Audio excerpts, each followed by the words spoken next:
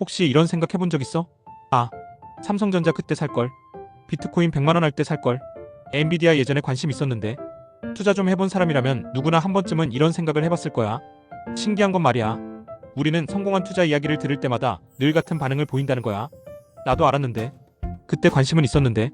살까 말까 고민했었는데. 그런데 이상하지? 다들 알았고 다들 관심 있었고 다들 고민했는데 왜 부자가 된 사람은 생각보다 많지 않을까? 오늘은 이 이야기를 한번 해보려고 해. 개인 투자자들이 부자가 되기 어려운 진짜 이유. 그런데 이건 투자 실력 이야기가 아니라 어쩌면 인간 심리에 대한 이야기일 수도 있어. 한번 삼성전자 이야기부터 해보자. 몇 년 전 삼성전자가 크게 오르던 시기가 있었어. 당시에도 사람들은 말했어. 요즘 너무 많이 오른 거 아니야? 그런데 시간이 지나니까 또 올랐어. 그러자 사람들은 또 말했지. 이제는 진짜 비싸. 그런데 또 올랐어. 그리고 결국 나중에 이렇게 말하게 돼. 아, 그때 살걸. 재미있는 건 말이야. 삼성전자가 3만원일 때도 비싸다고 했고 5만원일 때도 비싸다고 했고 7만원일 때도 비싸다고 했고 9만원일 때도 비싸다고 했어. 그런데 지나고 보니 전부 싸 보이는 거지. 사실 삼성전자만 그런 건 아니야. 비트코인도 마찬가지였어. 비트코인이 처음 등장했을 때는 아무도 관심이 없었어. 100만원이 됐을 때도 사람들은 비웃었지. 300만원이 됐을 때는 거품이라고 했고 1000만원이 됐을 때는 미쳤다고 했고 5천만원이 됐을 때는 이제 끝났다고 했고 1억 원이 됐을 때는 늦었다고 했어. 그런데 신기하게도 그 모든 구간에서 항상 등장하는 말이 하나 있었어. 너무 많이 올랐다. 생각해보면 이상하지? 100만원에서도 너무 많이 올랐고 1000만원에서도 너무 많이 올랐고 1억 원에서도 너무 많이 올랐대. 그런데 결국 그 말은 가격이 아니라 사람의 감정이었던 거야. 우리는 숫자를 보는 게 아니라 상대적인 느낌을 보고 있었던 거지.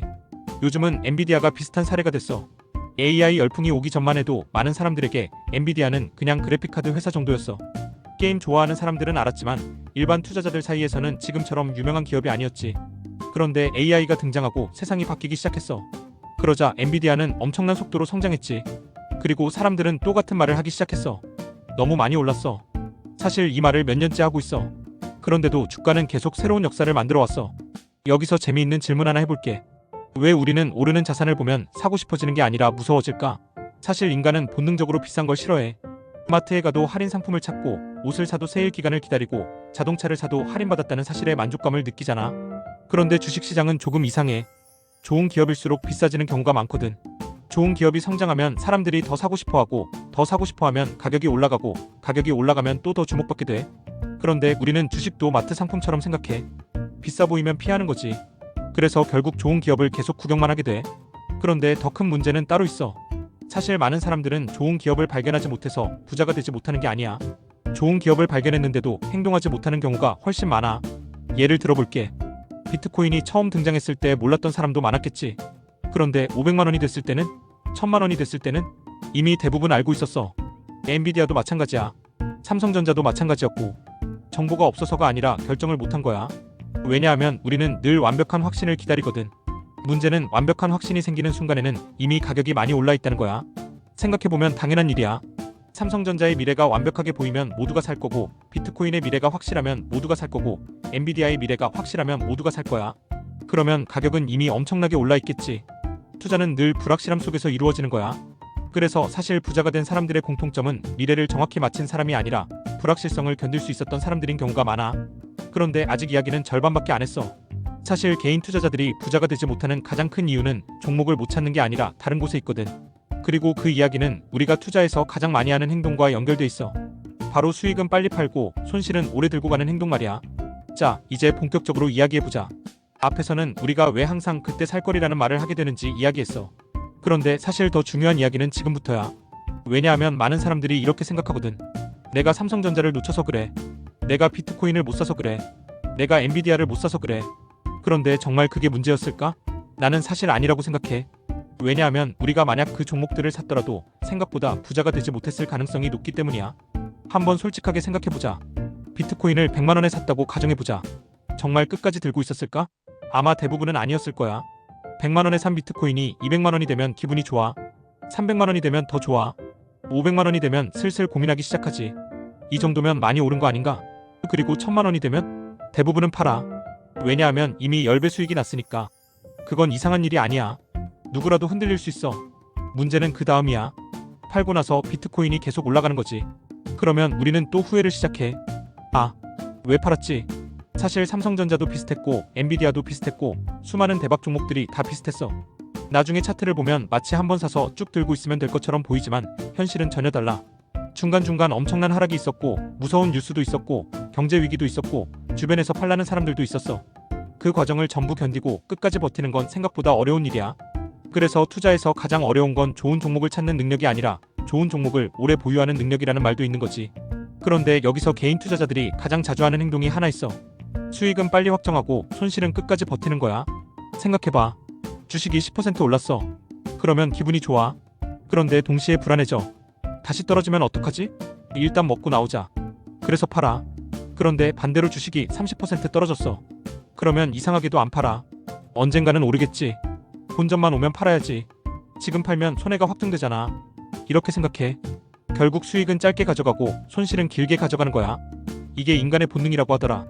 기쁨보다 고통이 더 크게 느껴지기 때문이래. 그래서 손실을 인정하는 게 너무 힘든 거지. 또 하나 재미있는 현상이 있어. 우리는 안 산 종목만 기억해. 이게 정말 신기해. 세상에는 수천 개의 종목이 있어. 그중 대부분은 평범하게 움직이고 어떤 종목은 사라지기도 하고 어떤 종목은 실패하기도 해. 그런데 우리는 그런 종목은 기억하지 않아. 오직 폭등한 종목만 기억해. 삼성전자, 엔비디아, 비트코인, 테슬라, SK하이닉스 같은 종목들만 기억하지. 그래서 시간이 지나면 착각이 생겨. 나는 항상 기회를 놓쳐. 그런데 사실은 그렇지 않을 수도 있어. 우리가 기억하는 건 성공 사례뿐이니까. 그리고 투자자들이 가장 많이 하는 후회가 하나 더 있어. 그때 더 살걸. 이 말이야. 이건 사실 끝이 없는 후회야. 예를 들어 100만 원을 투자해서 500만 원이 됐어. 원래라면 엄청 기쁜 일이잖아. 그런데 사람들은 이렇게 생각해. 아, 왜 1000만 원 안 넣었지?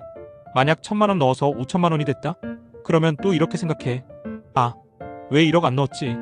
1억을 넣었어도 마찬가지야. 왜 대출까지 안 받았지? 인간의 후회는 끝이 없어. 그래서 투자에서 중요한 건 최고 수익이 아니라 충분한 수익인데 우리는 늘 최고 수익과 비교하면서 스스로를 괴롭혀. 사실 가장 무서운 건 이것일지도 몰라. 우리는 결과를 보고 과거를 평가한다는 거야. 지금은 누구나 말할 수 있어. 엔비디아는 당연히 사야 했지. 비트코인은 당연히 사야 했지. 삼성전자는 누가 봐도 좋은 회사였잖아. 그런데 당시로 돌아가 보면 그렇지 않았어. 그때도 걱정이 있었고 그때도 반대 의견이 있었고 그때도 불확실성이 있었어. 미래를 알고 나면 모든 투자가 쉬워 보여. 하지만 미래를 모르는 상태에서는 모든 투자가 어렵지. 우리는 종종 과거의 정답을 현재의 실력이라고 착각해. 그래서 나는 투자에서 가장 위험한 말이 이것이라고 생각해. 그때 살걸. 왜냐하면 이 말은 과거만 바라보게 만들거든. 사실 중요한 건 그때가 아니야. 중요한 건 지금이야. 10년 전 사람들은 삼성전자 이야기를 했고 5년 전 사람들은 비트코인 이야기를 했고 최근에는 엔비디아 이야기를 하고 있어. 그리고 아마 10년 뒤에는 또 다른 종목 이야기를 하겠지. 그때 사람들은 또 말할 거야. 아, 그때 살걸. 어쩌면 부자가 되는 사람과 그렇지 못한 사람의 차이는 미래를 맞히는 능력이 아닐 수도 있어. 오히려 과거의 후회에서 빨리 벗어나는 능력에 가까울지도 몰라. 삼성전자를 3만 원에 못 산 건 괜찮아. 비트코인을 100만 원에 못 산 것도 괜찮아. 문제는 오늘도 같은 이유로 새로운 기회를 외면하는 거야. 결국 우리를 가난하게 만드는 건 종목이 아닐지도 몰라. 끊임없이 과거를 돌아보며 후회하는 마음, 그리고 행동보다 망설임을 선택하는 습관. 어쩌면 그것이 개인 투자자가 부자가 되기 어려운 진짜 이유일지도 모르겠어. 그래서 오늘 영상을 보고 있는 너도 그리고 나도 가끔은 그때 살 걸 대신 이런 질문을 해보면 어떨까? 나는 지금 무엇 때문에 그리고 왜 망설이고 있을까? 어쩌면 미래의 우리는 바로 오늘을 떠올리며 똑같은 후회를 하고 있을지도 모르니까.